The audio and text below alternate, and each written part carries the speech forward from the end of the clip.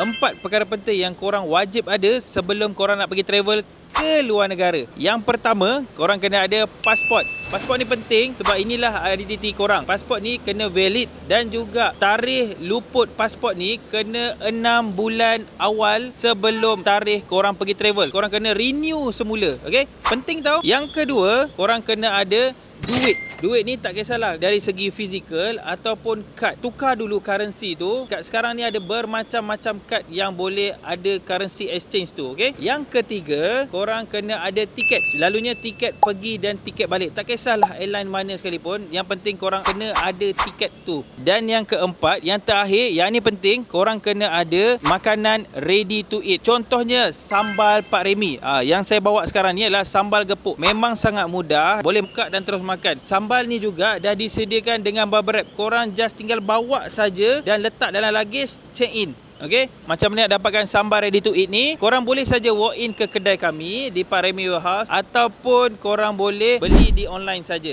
Okey, selamat bercuti dan selamat mengembara semua.